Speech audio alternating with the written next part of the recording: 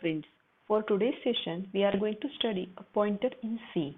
So before starting pointer, we need to understand the concept of address of variable in C.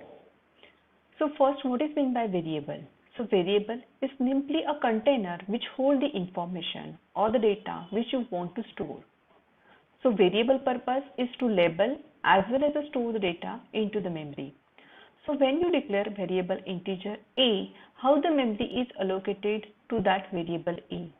So in that case, let us assume that this 1000 memory address is allocated for this variable a. Okay, so when you go for just declaration of a variable, the memory allocated is 1000.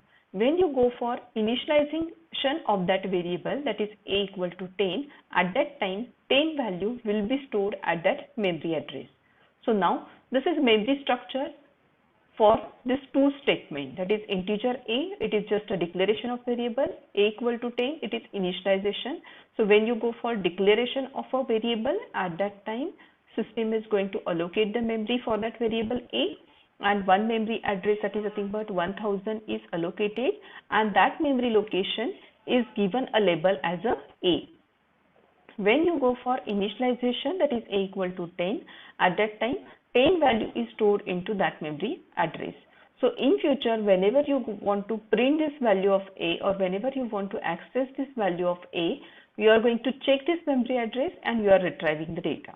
So that was the concept of address of a variable in C. So now we will think about pointer.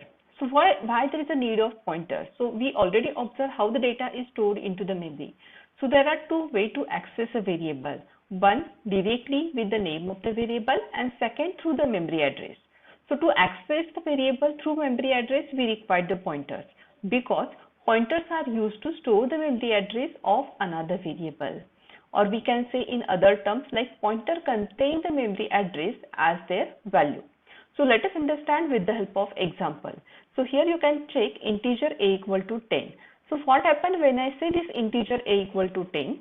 Actually the ATF, that is nothing but the address, is allocated for this variable a, and 10 value is stored at this ATF address. Again you can say a is nothing but the name of the memory location.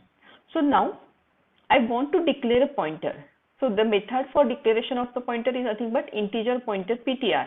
I want to store integer or data type value, so I need an integer pointer. Okay, so integer pointer ptr, it is declared. So when I go for declaring this integer pointer ptr, how the memory is allocated? Ptr 82c. So this is the address for this ptr variable, or we can say the ptr is the name of the memory location, that is nothing but 82c. Pointers are used to store the memory address of another variable. I want to prove that. So for that, I need to write down the statement like ptr equal to address of a. That means ptr is holding the address of another variable, that is nothing but a. So you can check here, a is a variable whose address is ATF and its value is 10. So now I already declared the one more pointer whose address is 82c, and now its value is ATF, because I mentioned the statement ptr is equal to address of a. Hope so the concepts of pointer is clear. So on next session we will check for initialization and declaration of pointer variable. Thank you.